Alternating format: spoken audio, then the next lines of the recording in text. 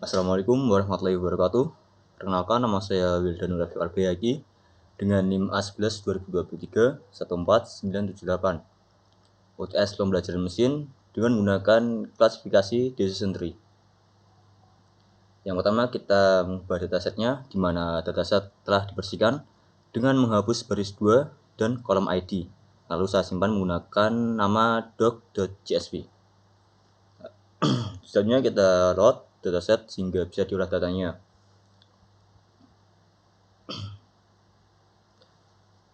Kita mengakses datasetnya yang telah disimpan di drive dengan menghubungkan collab ke drive.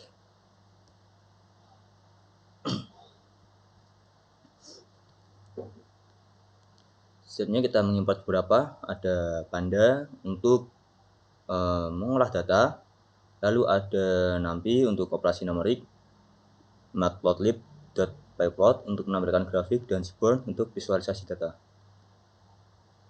Selanjutnya kita baca menggunakan pd.read ini, dan juga menampilkan 5 baris pertama menggunakan dfhead 5. Seperti ini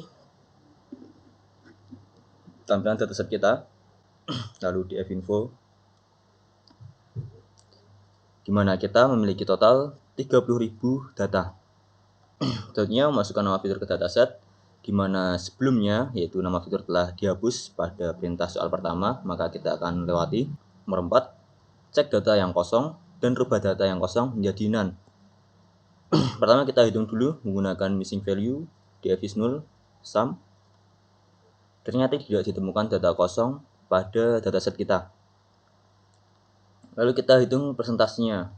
Karena tidak ada data yang kosong, maka persentasenya adalah 0,0%. Lalu menghapus data yang duplikat. Kita menggunakan df.duplicate.sum untuk menghitung jumlah data yang duplikat. Ternyata ditemukan jumlah baris yang duplikat ada 35. Lalu kita menghapusnya menggunakan df.dropDuplicates. Nah, setelah dihapus, data kita menjadi 29.965. Kita bisa cek di df.info. Nah, jumlah datanya berkurang dari yang sebelumnya 30.000 menjadi 29.965. Selanjutnya, kita menyimpan data yang telah dibersihkan tadi ke dalam file bernama clear_dataset.csv. Lalu drop fitur yang bernilai konstan. Kita mengecek dulu menggunakan df.column yang ini. Ternyata tidak ditemukan fitur yang bernilai konstan, di mana bisa dilihat bahwa kolom konstan yang akan dihapus adalah kosong, menandakan tidak ada fitur yang bernilai konstan. Lalu visualisasikan 17 fitur menggunakan bar chart. Kita menggunakan ini. Bisa dilihat ini adalah 17 fitur yang telah divisualisasikan menggunakan bar chart. Ini adalah 17 fitur pertama, mulai dari X1 hingga X17. Bisa dilihat seperti ini. Lalu nomor 8, kita mengecek fitur yang bertipe kategorikal. Kita menggunakan df.select _dtypes include object.columns. Nah, jika ada fitur yang bertipe kategorikal, maka outputnya adalah dataset memiliki fitur kategorikal dengan output kategorikal column diambil dari sini. Jika tidak, maka output yang dihasilkan adalah tidak ada fitur kategorikal dalam dataset.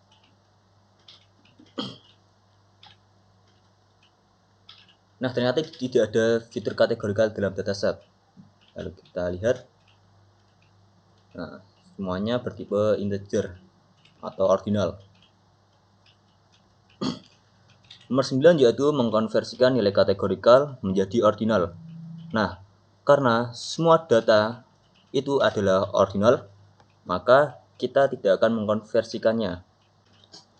Selanjutnya, nomor 10 untuk mengecek korelasi antar variabel numerik.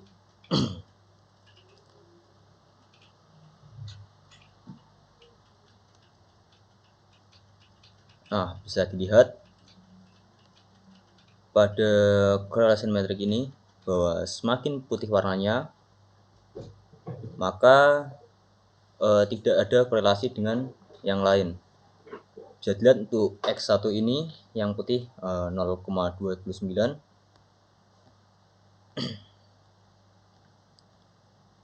itu tidak berkorelasi dengan X12. Lalu semakin biru warnanya maka itu menunjukkan korelasi negatif, dan semakin merah itu menunjukkan korelasi positifnya. Lanjut nomor 11 yaitu membagi data menjadi training dan testing. Pertama kita pisahkan dulu fitur dan target, di mana X ini mengambil semua data kecuali Y, dan Y mengambil data dari Y. Lalu untuk splitnya kita menggunakan testing size banyak 20% dan juga training size-nya yaitu 80%. Kita coba lihat hasil yang sudah di-split. Bisa dilihat jumlah training set size-nya adalah 23.972 sampel, sedangkan testing size-nya adalah 5.993 sampel. Lalu nomor 12, kita menggunakan decision tree dan mendapatkan parameter optimal. Untuk mencari parameternya kita menggunakan param-grid.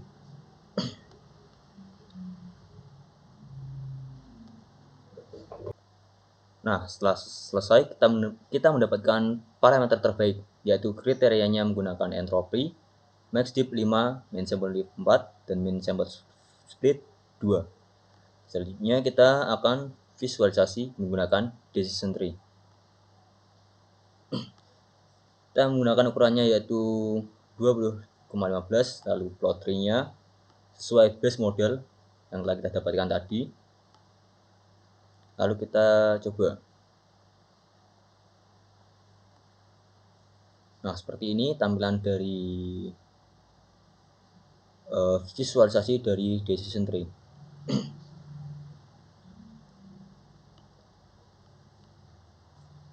Bisa dilihat seperti ini.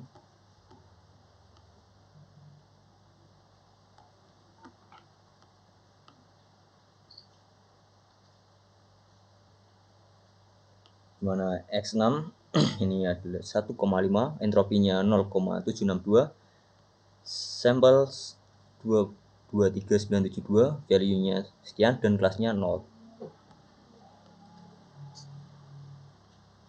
Lalu menjelaskan hasil akurasi, presi, dan recall pada training dan testing. Kita run. Nah, kita mengambil ini dari base model yang telah dibuat sebelumnya. Bisa dilihat akurasi pada training set ini adalah 0,824, lalu precision recall-nya masih sama dengan akurasinya, sama halnya dengan akurasi pada test set, di mana precision dan recall nilainya sama. Nah, untuk akurasi pada training set ini, pada training set dan juga test set ini menunjukkan perbedaan, yaitu sekitar 1%. Nah, ini menunjukkan bahwa model memiliki performa yang baik dan relatif konsisten antara data latih dan data uji. Perbedaan kecil ini menunjukkan bahwa model tidak terlalu overfitting atau underfitting. Apakah ini normal? Ya, ini masih normal. Lalu untuk precision-nya antara training set dan test set, ini menunjukkan model cukup tepat dalam menunjukkan kelas positif. Lalu recall pada training set dan test set ini juga menunjukkan bahwa model berhasil mengidentifikasi sebagian besar kasus positif. Lalu selanjutnya yaitu cara membaca confusion metric pada data testing.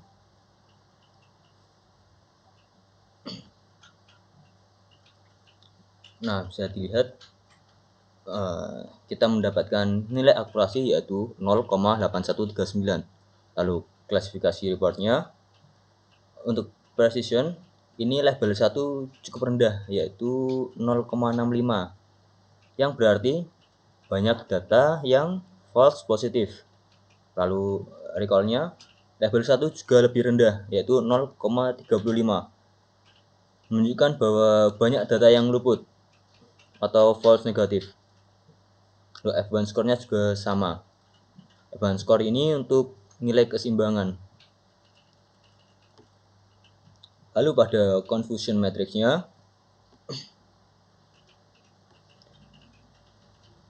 bisa dilihat data yang aktual dan prediksinya.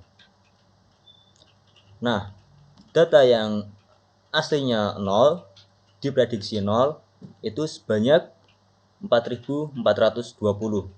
Sedangkan data yang aslinya 0 diprediksi 1 ini adalah 247. Selanjutnya,